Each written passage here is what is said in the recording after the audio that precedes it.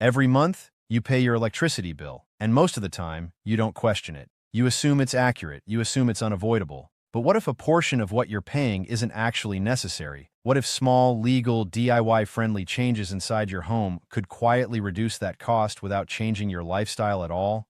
Not extreme upgrades, not expensive systems, just smart adjustments that most people never think about.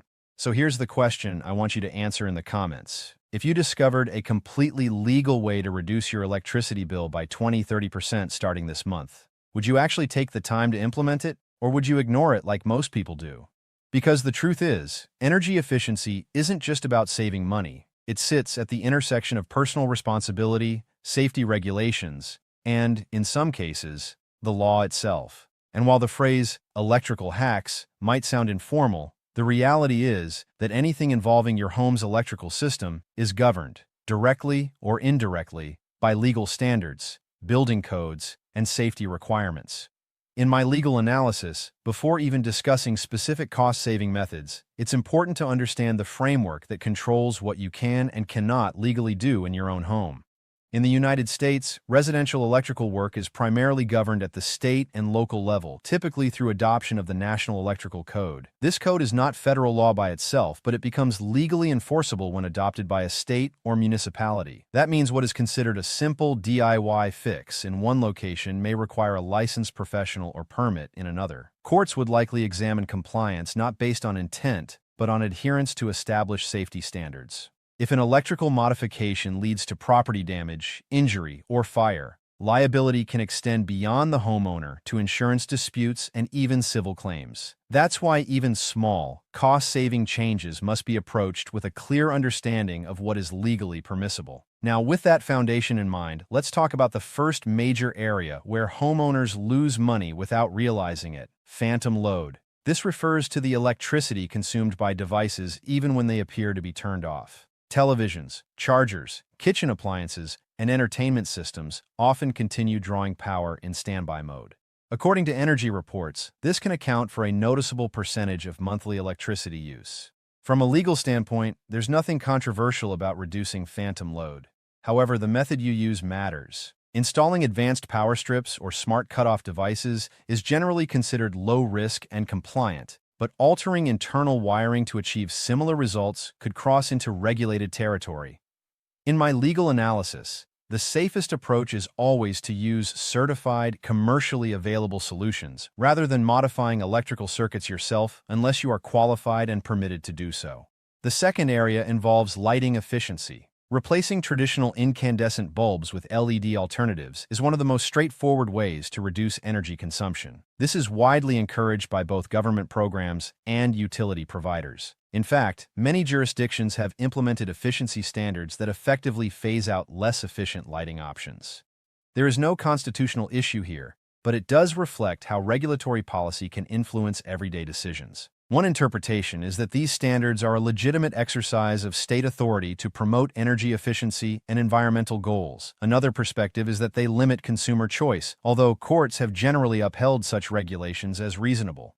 The third area is voltage optimization. Some devices operate more efficiently within specific voltage ranges, and stabilizing voltage can reduce energy waste. However, this is where legal considerations become more complex. Installing voltage optimization equipment may require professional installation, and in some areas, it may need inspection or approval. Courts would likely examine whether the installation complies with local codes and whether it affects the broader electrical system. Improper installation could not only reduce efficiency, but also create safety hazards. From a liability perspective, this is not an area where guesswork is acceptable. The fourth area involves insulation and heat-related electrical loss. While insulation itself is not an electrical modification, it directly affects how much energy your system consumes. Poor insulation forces heating and cooling systems to work harder, increasing electricity usage. In my legal analysis, this is one of the least restricted areas for homeowners, but it still intersects with building codes. Certain materials and installation methods must meet safety standards, particularly regarding fire resistance. Non-compliance could affect insurance coverage, especially if a fire occurs. The fifth area focuses on load management, essentially controlling when and how electricity is used throughout the day. Smart home systems can shift energy usage to off-peak hours, reducing costs in areas with variable pricing. From a regulatory standpoint, this is generally encouraged, but it introduces questions about data privacy and system control. Fourth Amendment considerations are not directly triggered in most residential contexts, but as smart systems become more integrated with utility providers, questions about data collection and monitoring may become more relevant. Courts would likely examine whether any data collection is voluntary, disclosed, and limited in scope. Now, it's important to address what this topic is not about. It is not about bypassing meters, altering utility connections, or avoiding payment obligations. Those actions are illegal in virtually every jurisdiction and can lead to severe penalties, including fines and criminal charges. The focus here is entirely on lawful, responsible methods that align with existing regulations. Supporters of DIY energy optimization argue that homeowners should have the freedom to improve efficiency without unnecessary barriers. They see these small changes as a form of empowerment, reducing costs, increasing awareness, and promoting sustainability.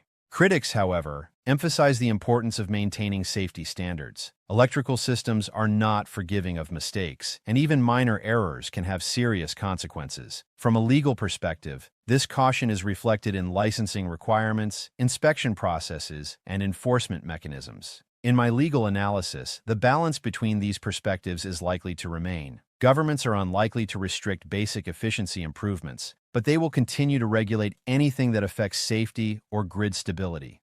The likelihood of new laws specifically targeting small-scale energy-saving practices is low, but broader regulations around smart systems and energy data may evolve. For lawful homeowners, the practical takeaway is clear. You have significant control over your energy usage, but that control comes with responsibility. Understanding what is permitted, what requires approval, and what should be left to professionals is essential. The long-term implications go beyond individual savings. As more people adopt efficient technologies, the overall demand on electrical grids may shift. This could influence pricing structures, infrastructure planning, and even future regulations.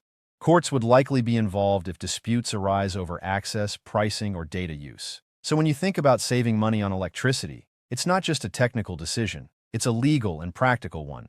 And the people who understand both sides are the ones who benefit the most. Now I want to hear from you. Which of these approaches would you actually try in your own home, and which ones would you avoid? Share your thoughts in the comments, because real-world experiences often reveal what theory alone cannot. If you value clear, responsible, and legally grounded insights into everyday decisions like this, consider subscribing. Because the small choices you make today don't just affect your wallet, they shape how you interact with the systems around you. And the more informed you are, the more control you actually have.